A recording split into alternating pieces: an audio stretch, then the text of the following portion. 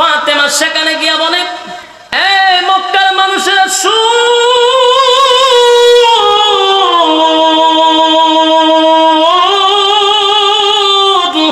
আমার বাবা আজকে 40টা বছর পর্যন্ত তোমাদের সঙ্গে উঠা বসা করছে, তোমাদের সঙ্গে চলাফেরা করছে, কোনদিন তো কারো দিকে চোখ রাঙ্গাইয়া আমার বাবা তাকায় নাই, কারো কোনো ক্ষতিও করে নাই। তাহলে কেন তোমরা অনর্থক আমার বাবাকে এইভাবে তোমরা কষ্ট দিয়ে মজা পাও? কেন আমার বাবার কাঁধের উপরে উটের নারী বুড়ি তোমরা রেখে দিলা? আমার বাবা কি এমন অপরাধ করছে? তোমাদের কি এমন ক্ষতি করলো? আল্লাহর হাবিবের মেয়ে ফাতেমা ছোট ছোট হাত গুনা দিয়া সেদিন বাবার কাঁধ থেকে উটের নারী বুড়িগুলি সরায়া দেয়। আল্লাহর হাবিব তখন সিজদা থেকে মাথা মুবারক উঠাইয়া নবীজি যখন সালাম পিরালেন ডাইনে বামে, সালাম পিরাইয়া নবীজি কোনদিন ওর অভিশাপ দেয় না, নবীকে পাথর মারার পরে অভিশাপ দেয় না, রক্তাক্ত হয়েছে নবী কোনদিন অভিশাপ দেয় না। ফেরেশতা পর্যন্ত আল্লাহ পাঠাইছে, তাই ফেরে ময়দানে যখন নবী রক্তাক্ত হয়েছে ফেরেশতাকেও পাঠাইছে, আপনি বলুন আমি ব্যবস্থা নিব।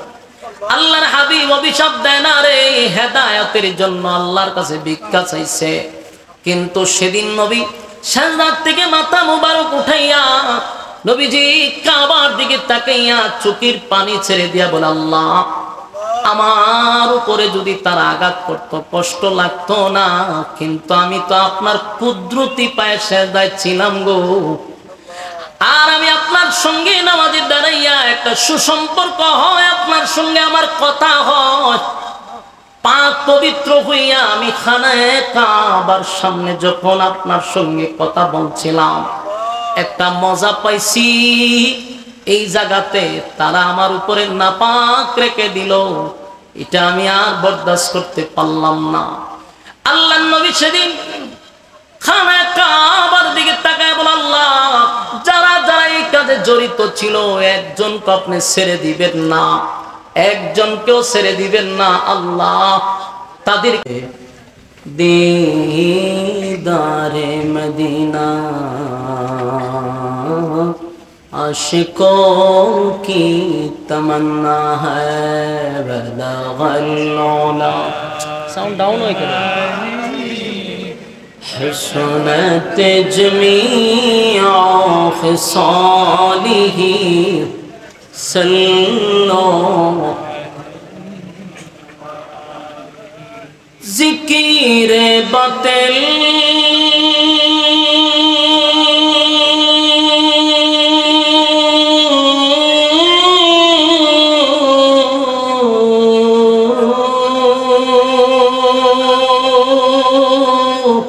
खो हटा दे,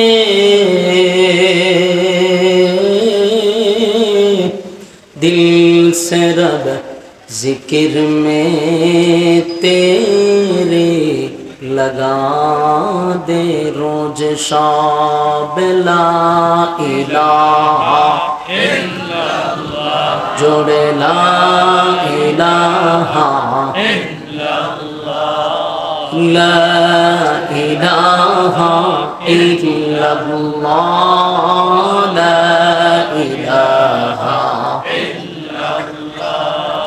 لا إله إلا الله، لا إله إلا الله، لا إله إلا الله، لا إله إلا الله। नहीं কোনো মাবুদ আল্লাহ ছাড়া, नहीं কোনো মাবুদ আল্লাহ ছাড়া, এক খুদার পর দুই খুদায়ার তিন খুদা মোরা কিছু মানি না, বলো লা ইলাহা ইল্লাল্লাহ, লা ইলাহা ইল্লাল্লাহ, লা ইলাহা ইল্লাল্লাহ, লা ইলাহা ইল্লাল্লাহ, লা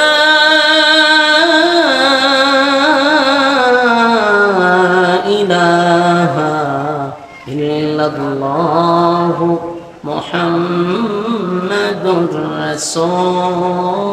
রাসূলুল্লাহ সাল্লাল্লাহু আলাইহি ওয়াসাল্লাম। আলহামদুলিল্লাহ, ব্রাহ্মণবাড়িয়া জেলার অন্তর্গত সুতিয়াড়া মাস্টারবাড়ি যুবকবৃন্দের উদ্যোগে আয়োজিত আজকের এই ওয়াজুদুয়ার মাহফিলের সম্মানিত সভাপতি মুফতি আখতারুজ্জামান সাহেব দামাত বরকাতুহুম, আরও আছেন মুফতি হুসাইন আহমদ হাবিবি সাহেব। আজকের মাহফিলের যিনি প্রধান অতিথি ছিলেন, আজকের মাহফিলে যিনি বয়ান করেছেন আমার এক মুহূর্তে, আপনাদের এলাকার সন্তান, আমাদের ব্রাহ্মণবাড়িয়ার এক সূর্য সন্তান, মুহাদ্দিস জামিয়া দারুল আরকাম আল ইসলামিয়া মাদ্রাসার সম্মানিত মুহাদ্দিস, বহু আলিমদের উস্তাদ আল্লামা মুফতি মাজহারুল হক কাসিমি সাহেব দামাত বরকাতুহুম চমৎকার কথা বলেছেন। এর আগে ওয়াজ করেছেন হযরত মাওলানা কাউসার আহমদ হাসানি সাহেব দামাত বরকাতুহুম, জালালউদ্দিন সাহেব, মাওলানা আনিসুর রহমান হামিদি সাহেব, মুফতি ইউসুফ হাবিবি সাহেব, হযরত মাওলানা মুখতার হুসাইন সাহেব, হযরত মাওলানা আরমান হুসাইন সাহেব, রাশিদুল ইসলাম সাহেব, রিয়াজউদ্দিন সাহেব, আনসার আল হাবিব সাহেব, তানবীর সাহেব, আবু বকর সিদ্দিক সাহেব সহ অতিথিবৃন্দ, মুআজ্জাজ মুকাররম হযরত উলামায়ে কেরাম, উপস্থিত আছেন নওজোয়ান তরুণ যুবক ভাইরা, মুরব্বিয়ান আযম। মাইকের আওয়াজ যতটুকু দূরে যাচ্ছে, অবস্থানরত আছেন পর্দানিশী আমার মা ও বোনেরা, সকলকে আমার অন্তঃস্থল থেকে জ্ঞাপন করছি মুবারক সবটুকুন শুকরিয়া আল্লাহ সুবহান মহিয়ান গরিয়ান সর্বশক্তিমান আল্লাহ পাকের জন্য, যিনি অত্যন্ত দয়ামায়া করে এই আবহাওয়ার এই পরিস্থিতিতে, বৃষ্টি বাদলের দিনেও কাদার মধ্যে আপনারা দুনিয়ার সমস্ত কাজকর্মকে পিছনে রেখে দ্বীনি কিছু কথা শোনার উদ্দেশ্যে আল্লাহ রাব্বুল আলামিন এমন একটি জায়গায় আসার তৌফিক দান করেছেন সুস্থ শরীরে। এজন্য আমরা শুকরিয়া আদায় করছি আলহামদুলিল্লাহ। লক্ষ কোটি দুরুদ এবং সালাম আল্লাহর সৃষ্টির প্রধান আকর্ষণ জনাবে মুহাম্মদুর রাসূলুল্লাহ সাল্লাল্লাহু আলাইহি ওয়াসাল্লামের উপর। সম্মানিত সুধী, অত্যন্ত গুরুত্বপূর্ণ একটি জায়গাতে আমরা বসছি। এখানে যতক্ষণ আমি বসা থাকবো গুনাহ হবে না, এটাই সম্ভব।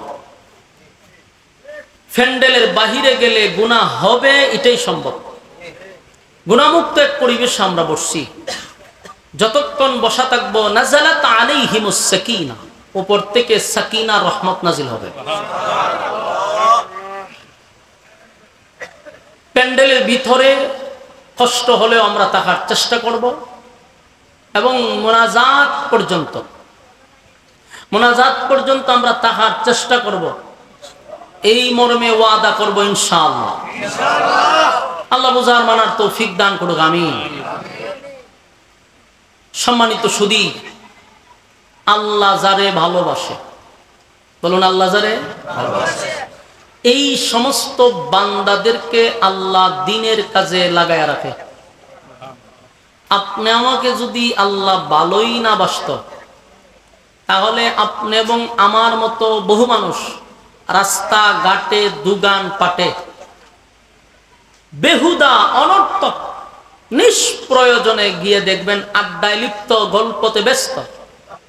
কিন্তু আল্লাহ রাব্বুল আলামিন এই সমস্ত জায়গা থেকে আপনাকে জান্নাতি এক মজলিসে বসায় রাখছে, মাজালিসুল কোরআন, মাজালিসুল্লাহ। কোরআন হাদিসের মজলিসটা এটা আল্লাহর মজলিস।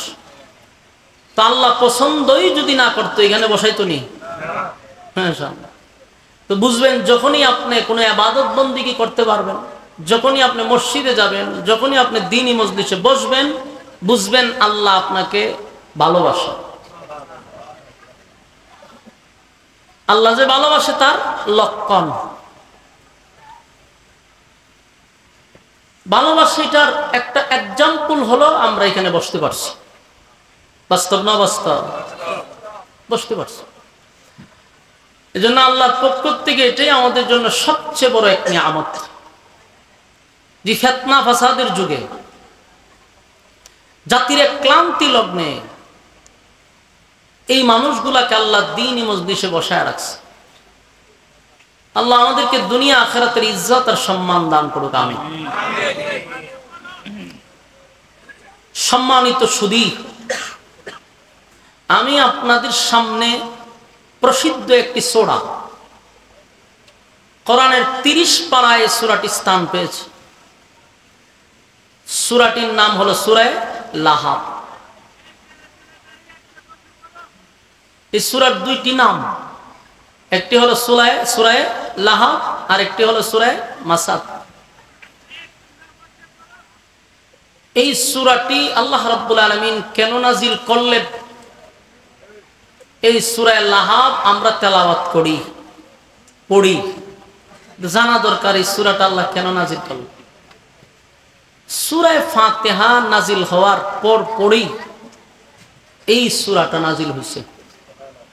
সূরা ফাতিহা নাজিল হওয়ার পরে এই সূরা লাহাব নাজিল হয়েছে। এই সূরাতে 5টি আয়াত আছে। 3টি আয়াত হলো আবু লাহাবকে নিয়ে, আর 2টি আয়াত হলো আবু লাহাবের বউকে নিয়ে। একই সূরার মধ্যে জামাই বউ দুজনকে নিয়ে আল্লাহ আলোচনা করছে।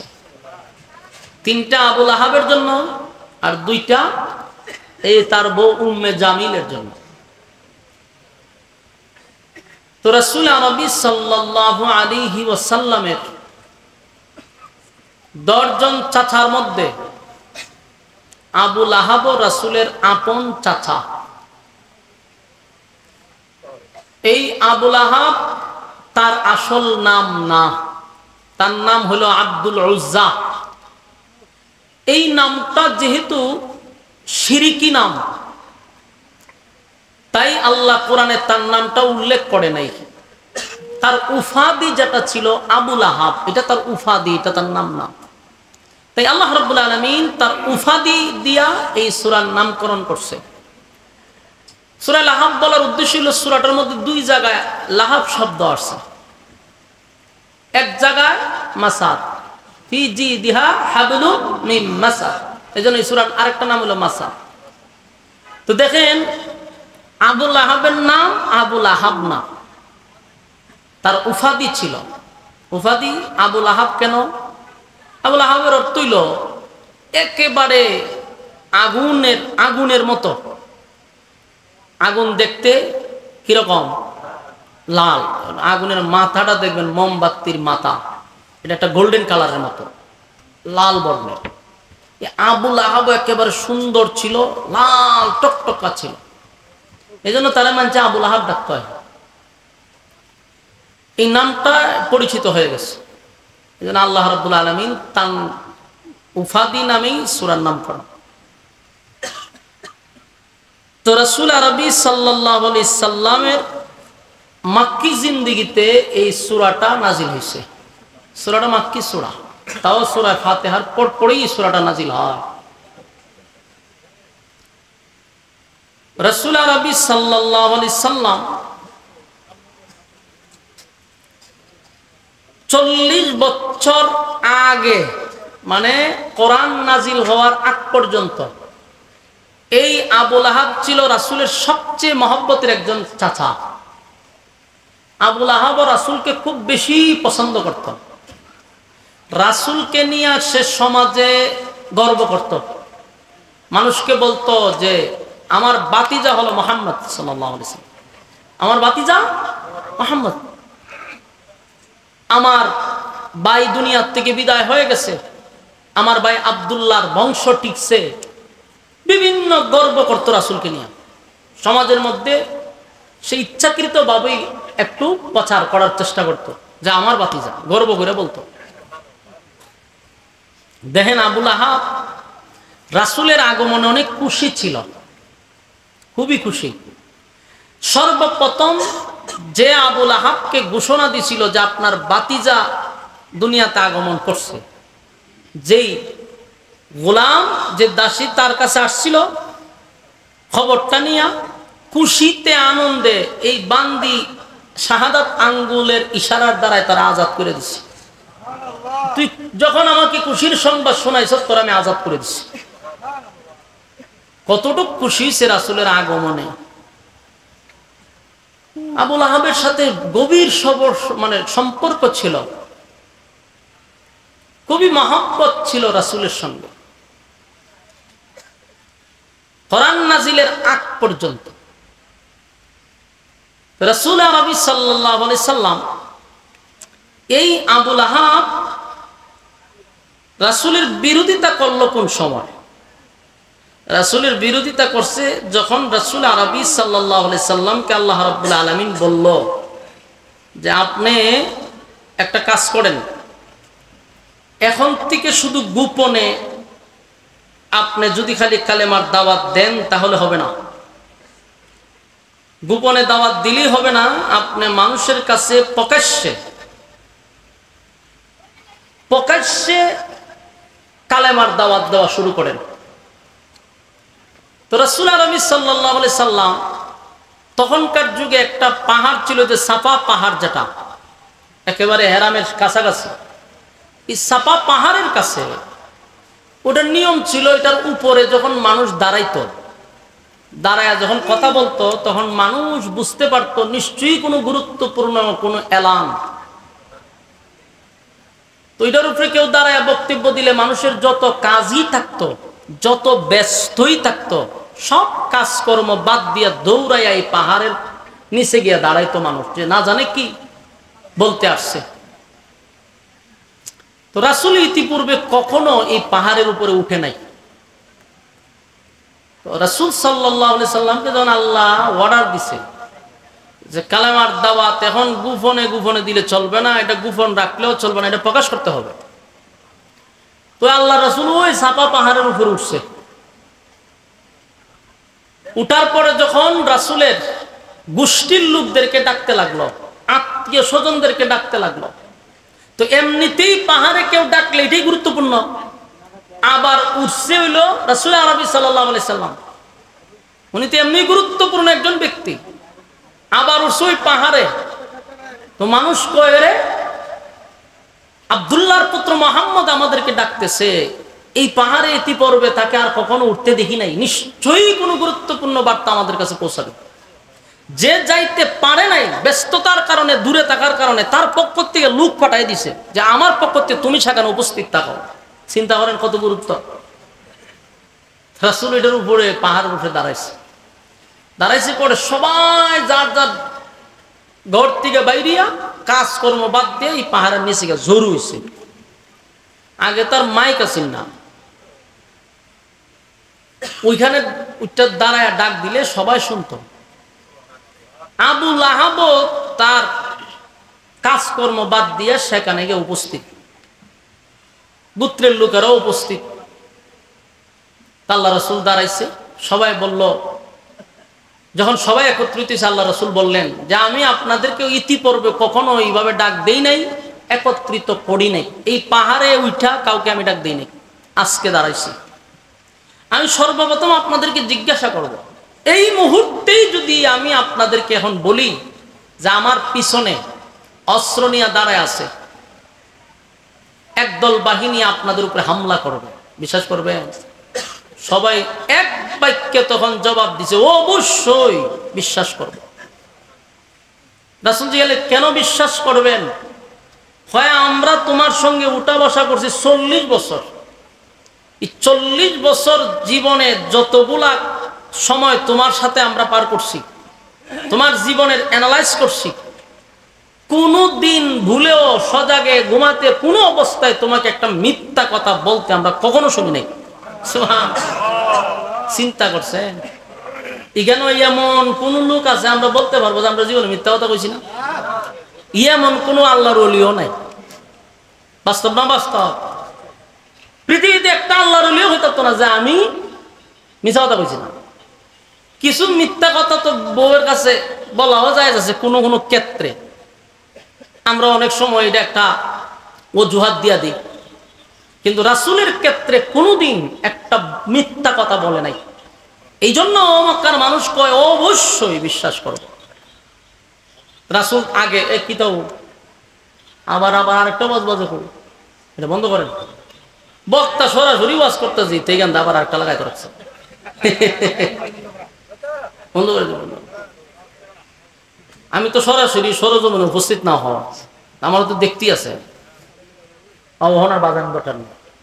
এখন দেখেন রাসূল আগে তাদের কাছ থেকে ভিতরে কথাটা বাইর করছে যে এরা আমারে কতটুকু বিশ্বাস করছে, দেখে না 100 তখন কইল যে আমারও তোমরা এত বিশ্বাস করো, বিশ্বাসের জায়গায় আমি ছিলাম, আসি, থাকবো। জীবনে মিথ্যা বলি নাই, বলবো না, ভবিষ্যতেও না। তাহলে শোনো, আজকের থেকে তোমরা আমার সঙ্গে পড়ো কুলু লা ইলাহা ইল্লাল্লাহ তুফলিহু। তোমরা আমার সঙ্গে পড়ো লা ইলাহা ইল্লাল্লাহ, নেই কোনো মাবুদ আল্লাহ ছাড়া, আর মুহাম্মদুর রাসূলুল্লাহ সাল্লাল্লাহু আলাইহি সাল্লাম আমি আল্লাহর বান্দা এবং রাসূল। তার কারণ হইল রাসূলকে এতদিন তারা বলতো আব্দুল্লাহর পুত্র মুহাম্মদ, রাসূলুল্লাহ বলতো না। এই মেসেজ দিয়া বললেন যে আল্লাহর পক্ষ থেকে আমি শুধু মুহাম্মদ নয়, রাসূলুল্লাহ সাল্লাল্লাহু আলাইহি ওয়াসাল্লাম। আর আল্লাহর পক্ষ থেকে আমি যে কথাগুলি বলতেছি এতদিন তো মিথ্যা বলি নাই, এখন আরো না, সত্য বলছি, এখন আরো সত্য হবে। তোমরা যদি আমার কথা না মানো, না শুনো, তাহলে এই পৃথিবীর আড়ালে একদল বাহিনী আছে, আমাদেরকে গ্রেফতার করবে, রিমান্ড দিবে, মারবে, অস্ত্র সহ বাহিনী আছে। তাই তোমরা যদি আমার কথা মেনে নাও, ইহকাল পরকালে তোমরা শান্তিতে থাকবা। চিন্তা করেন, জীবনে যে মিথ্যা কথা বললো না, এই লোক দাঁড়ায়া বলছে দুনিয়া আখিরাতে তোমরা শান্তিতে থাকবা। ওই মজলিসে যিনি উপস্থিত ছিল তার নাম হলো আবু লাহাব, আব্দুল উজ্জাহি আবু লাহাব। সে তখন দাঁড়ায়া বলল, এই কারণেই বুঝি আমাদেরকে এখানে ডাকছ, আমরা পুরো দিন দাঁড়ে তুমি মাটি করলা। তখন সে রাসূলকে অভিশাপ দিল যে তুমি ধ্বংস হও, আমাদের দিনটাকে তুমি ধ্বংস করছো, তুমি ধ্বংস হয়ে যাও, নাউজুবিল্লাহ। রাসূলকে তখন পাতন নিয়ে দাঁড়াইছে, অসম্মানী করছে। রব্বুল আলামিন তার বন্ধুর অপমান সহ্য করতে পারে নাই, এই জন্য আল্লাহ তার প্রতিবাদ দাঁত ভাঙ্গা জবাব দেওয়ার জন্য তখন এই সূরা লাহাবটা নাজিল করে। এই হলো সূরা লাহাবের শান নজুল, নাজিল করছে। নাজিল করে কি কয়, আবু লাহাব কইছে আপনি ধ্বংস হন, আর আল্লাহ কয় আমার রাসূল ধ্বংস হবে না। তাব্বাত ইয়াদা আবি লাহাবি ওয়া তাব, আমার রাসূল ধ্বংস হইতো না, বরং তুই ধ্বংস হবি। বলো না আল্লাহর রাসূল ধ্বংস হবে না, সে নিজে ধ্বংস হইব। আল্লাহ কয় আমার রাসূল ধ্বংস হবে না, তুই নিজেই এবং তোর 2 হাত ধ্বংস হবে। ধ্বংস হয়ে গেছে অলরেডি, না ধ্বংস হইব? কবে ধ্বংস হয়েছে? তবে আয়াতগুলি রয়েছে কেন?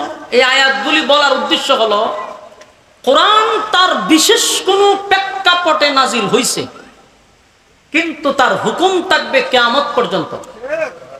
কারণ হুকুমটা কিয়ামত পর্যন্ত কেন থাকবে?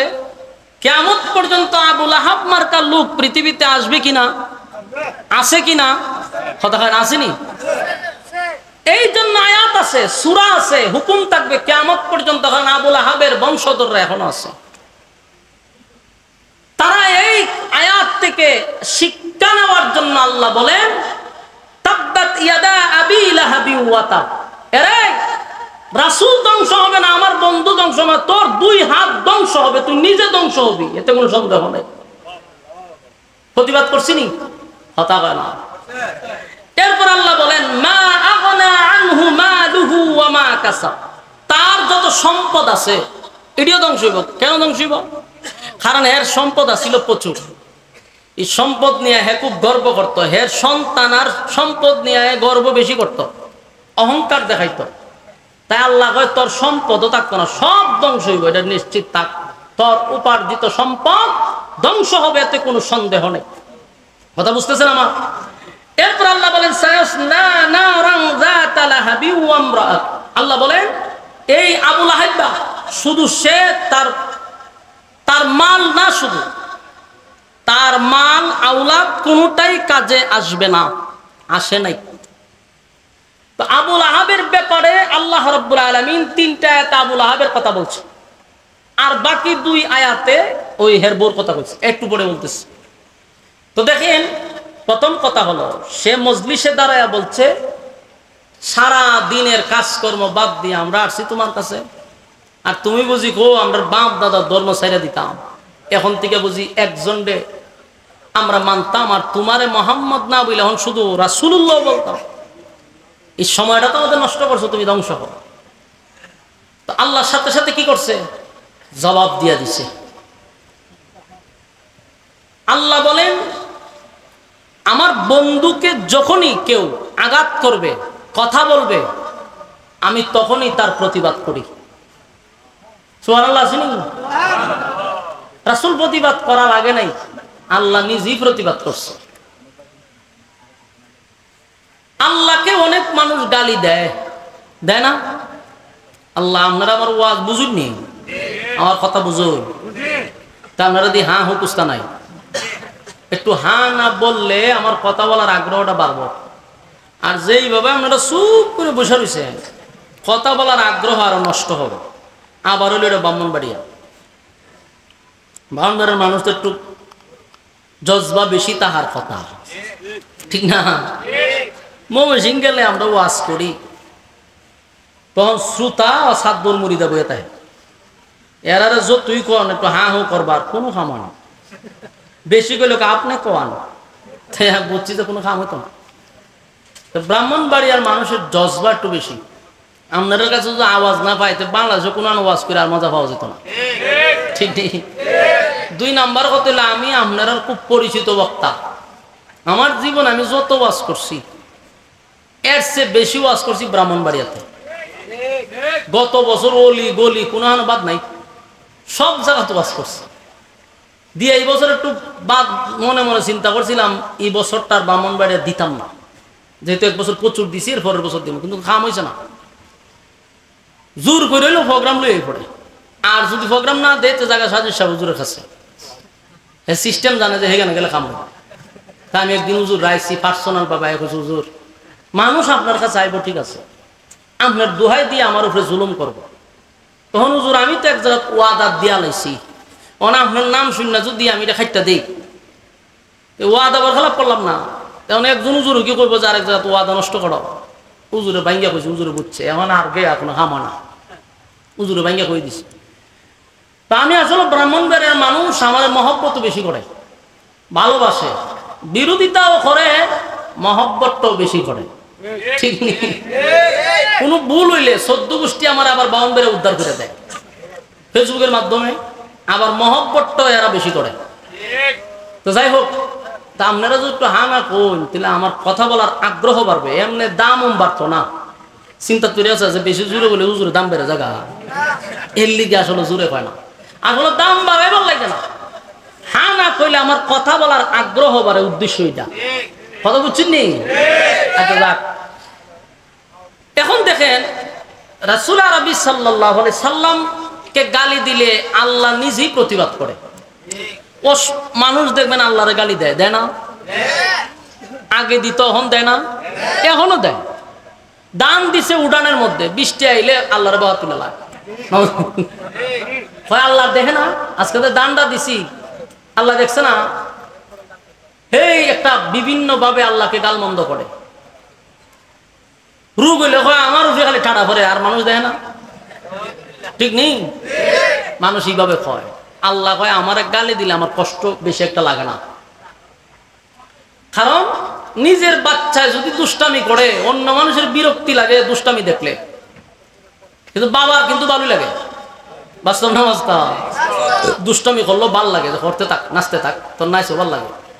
কিন্তু ভারতের মানুষ চপ বেশি শতানি করে, ফুলাটা এটার ফুটো দেন, আসর আছে, এসব মেজাজ গরম হয় বাপের, যে তোর ভারতাম জুতা দা ভিড়াইলাম হইলে, আমার ফুলা দুষ্টামি করে আমার কাছে ভাল লাগে, তোর ভালো না লাগলে কি তুইছে? ঠিক আল্লাহ বলেন, আমার বান্দা আমার ইবাদত করেও না, আমার গালিও দেয়, এর পরে আমার বেশি একটা লাগে না, করুক দে, প্রতিবাদও করে না, ঠাডা ভালা নেই আপনার উপরে। আপনাদের কোন ডান্ডা দিসলাম আল্লাহ কেউ কেউ দেখে না, এই সময় তো আপনার উপরে ঠাডা ভালাই তারে, কিন্তু আল্লাহ ভালা না, সারাদিন আল্লাহর বিরোধিতা করতেছেন। নাফরমানি করতেছি আমরা, প্রতিনিয়ত আল্লাহর নাফরমানি করি। আল্লাহকে খানা বন্ধ করছে? সকালে ইচ্ছা মতো আল্লাহ নাফরমানি করছি, দুপুরে নাফরমানি করছি, রাত্রে নাফরমানি করছি। এই তিনত নাফরমানি করার পর পরের দিন সকালে খানা বন্ধ করছে?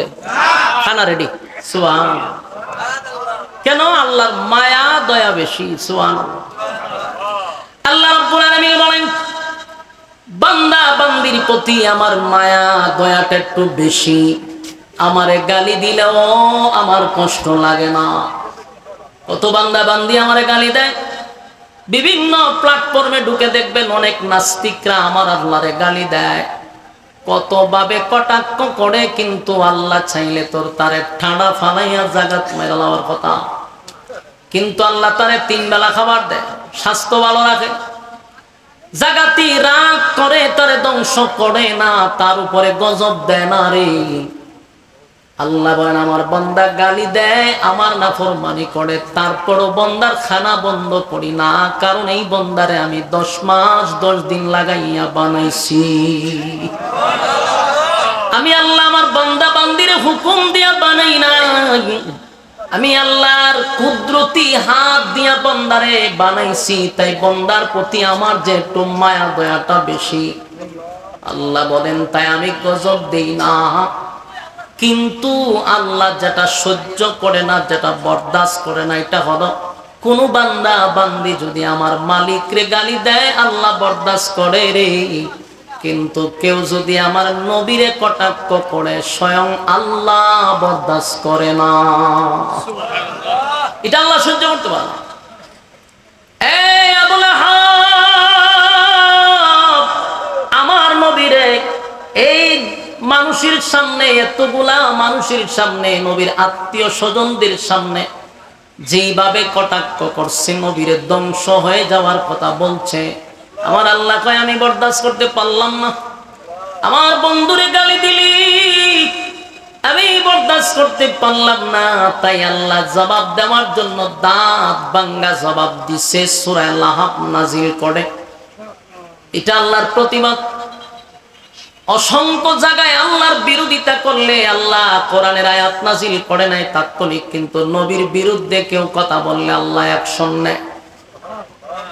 আমার যুবক ভাইরা, আবু লাহাব কিন্তু আমার নবীরে বড় মহব্বত করত। কোরআন নাজিলের আগ পর্যন্ত, কালেমার ঘোষণা দেওয়ার আগ পর্যন্ত নবীরে ভালোবাসত। এত সম্পর্ক ছিল, এত সম্পর্ক ছিল, মানুষের সামনে গর্ব করে বলতো, এটা আমার ভাতিজা, আমার ভাতিজা, আমার ভাইয়ের সন্তান, আমার ভাই নাই রে, আমার ভাইয়ের একটা বংশ বিস্তার হবে, আমার ভাইয়ের বংশধর, খুব গর্ব করে বলতো। আর এত সম্পর্ক ছিল, নিজের 2টা ছেলে, আবু লাহাবের 2টা ছেলেকে আল্লাহর নবীর 2জন মেয়ের সঙ্গে বিবাহ দিছে। চিন্তা করছেন, আবু লাহাব নবীর আপন চাচা, আবার বিয়াই নবীর একজন মেয়ে হলো কুলসুম নামক একজন মেয়েকে বিয়া দিছে তার এক ছেলের সাথে। আরেকজন হলো রুকিয়া, ওনারা বিবাহ দিছে। তাহলে একদিকে কি চাচা, আরেকদিকে কি সম্পর্ক কম থাকলে হয় না বেশি থাকলে কথা হয়? এতটা সম্পর্ক হওয়ার কারণে, এতটা সম্পর্ক হওয়ার কারণে চাচার ছেলের সঙ্গে নিজের মেয়ের বিবাহ দিয়া দিছে। খুব মধুর সম্পর্ক। কিন্তু যখন আল্লাহর হাবিব কালেমার দাওয়াত লইয়া মানুষের সামনে দাঁড়াইল, তখনই আবু লাহাব এত মহব্বত, এত ভালোবাসার মাঝখান দিয়া এটার বিরোধিতা করল। এই জন্য দেখবেন অনেক মানুষের সাথে আলেমদের বড় মহব্বত থাকে, ভালোবাসা থাকে, কিন্তু ইমামের সব তার ভালো লাগে, খুব ভালো।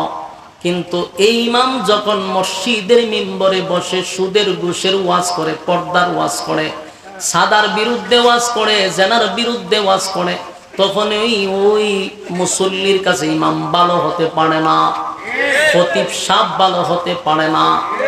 এমনি তো সম্পর্কই বালা, গরম ভাত তরকারি সব হুজুরের একেবারে কামরাতে নিয়ে পৌঁছায় দেয়, কিন্তু যখনই ওই লোক সুদ খায়, সুদের বিরুদ্ধে ওয়াজ করলে এই ইমাম সাহেব কি কোনোদিন খুদ ভালো হইতে পারবো?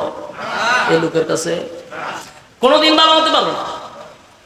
আবু লাহাব চিন্তা করলাম, আব্দুল্লাহর পুত্র মুহাম্মদ আমার ভাতিজা যে কথাগুলি তুলে ধরছে, যদি এটা সমাজে বাস্তবায়ন হয় রে, তাহলে আজকের থেকে চাঁদাবাজি করতে পারবো না, দুর্নীতি করতে পারবো না, বোতল টানতে পারবো না, আমি দুর্নীতিও করতে পারবো না।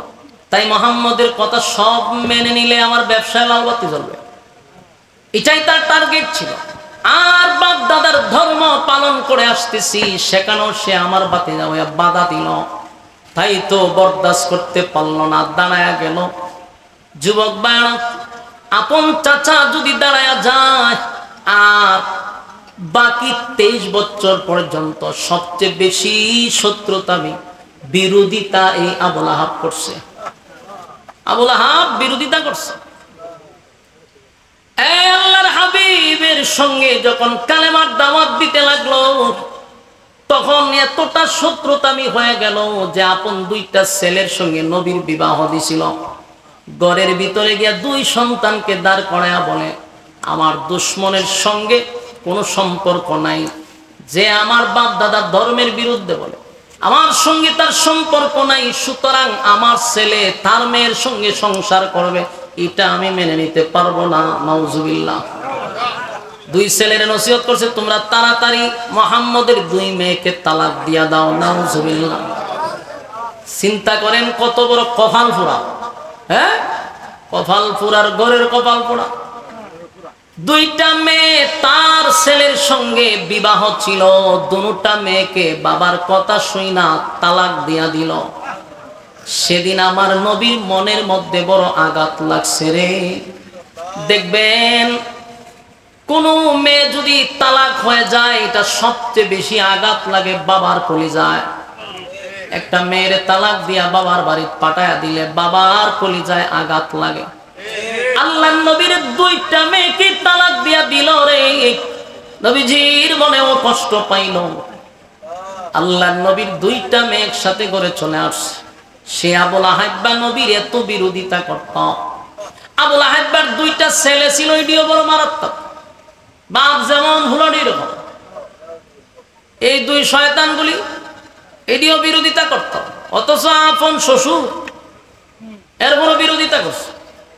হাবিবে কিবরিয়া যখন নামাজে দাঁড়াইতো, এই 2টা টিটকারি মস্কারি করত।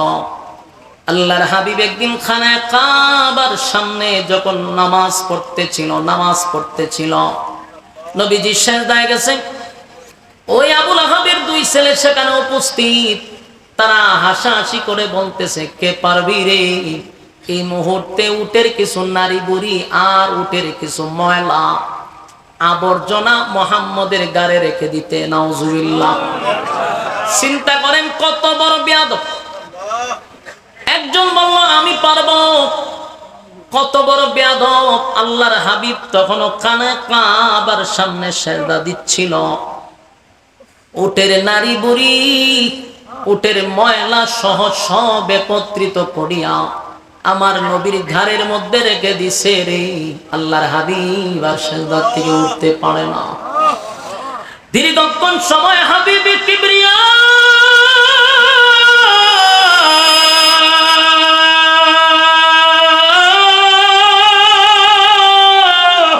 আল্লাহর কুদরতি পায় সিজদা দেয় রে।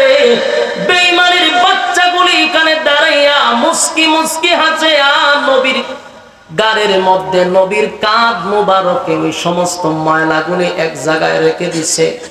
এটার ওজন নবী বহন করতে পারলো না, সিজদার থেকেও মাথা তুলতে পারতেছে না। হঠাৎ করে রাস্তা দিয়া আবু বকর সিদ্দিক রাদিয়াল্লাহু তাআলা আনহু যখন যাচ্ছিল, নবীজির এই অবস্থা দেখে পাগল হয়ে গেছে। নবীর কাছে যাইতে গেলে তারা আবু লাহাবের পোলারা বাধা দেয়, যাইতে দেয় না।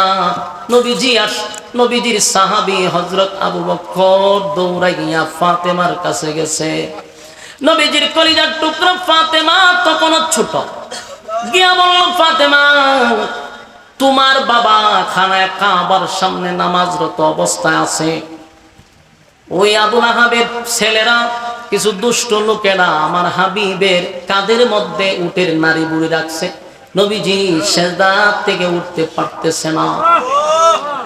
আম্মা জান ওই যে আবু বকর সিদ্দিক রাদিয়াল্লাহু তাআলা ওই কথা যখন ফাতেমাকে বললেন, ফাতেমা দৌড়াইয়া খানায় কাবার সামনে গিয়া দেখে কতগুলা বেঈমানগুলি দাঁড়াইয়া হাসতেছিল, আর আমার নবী সিজদায় পড়ে আছে, উঠতে পারে না। ফাতেমা সেখানে গিয়া বলে, এই মক্কার মানুষেরা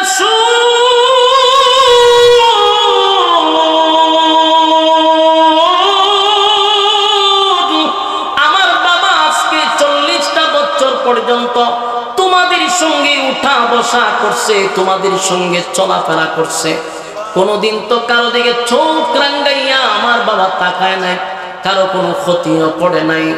তাহলে কেন তোমরা অনর্থক আমার বাবাকে এইভাবে তোমরা কষ্ট দিয়ে মজা পাও? কেন আমার বাবার কাঁধের উপরে উটের নারী বুড়ি তোমরা রেখে দিলা? আমার বাবা কি এমন অপরাধ করছে? তোমাদের কি এমন ক্ষতি করল? আল্লাহর হাবিবের মেয়ে ফাতেমা ছোট ছোট হাত গুলা দিয়া সেদিন বাবার কাঁধ থেকে উটের নারী বুড়িগুলি সরায়া দেয়। আল্লাহর হাবিব তখন সিজদা থেকে মাথা মুবারক উঠাইয়া নবীজি যখন সালাম পিরালেন ডাইনে বামে, সালাম পিরাইয়া নবীজি কোনদিন ওই অভিশাপ দেয় না।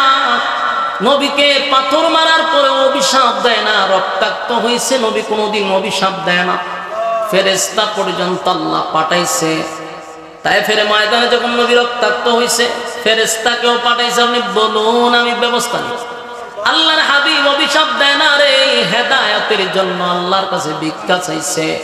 কিন্তু সেদিন নবী সিজদা থেকে মাথা মুবারক উঠাইয়া নবীজি কাবার দিকে তাকাইয়া চোখের পানি ছেড়ে দিয়া বলে, আল্লাহ আমার উপরে যদি তারা আঘাত করতো কষ্ট লাগতো না, কিন্তু আমি তো আপনার কুদরতি পায়ে সিজদায় ছিলাম গো, আর আমি আপনার সঙ্গে নামাজে দাঁড়াইয়া একটা সুসম্পর্ক হয়, আপনার সঙ্গে আমার কথা হয়, পাক পবিত্র হইয়া আমি খানায় কাবার সামনে যখন আপনার সঙ্গে কথা বলছিলাম একটা মজা পাইছি। এই জায়গাতে তারা আমার উপরে নাপাক রেখে দিল, এটা আমি আর বরদাস্ত করতে পারলাম না। আল্লাহর নবী সেদিন খানায় কাবার দিকে তাকায় বলে, আল্লাহ যারা যারা এই কাজে জড়িত ছিল একজনকে আপনি ছেড়ে দিবেন না, একজনকেও ছেড়ে দিবেন না আল্লাহ, তাদের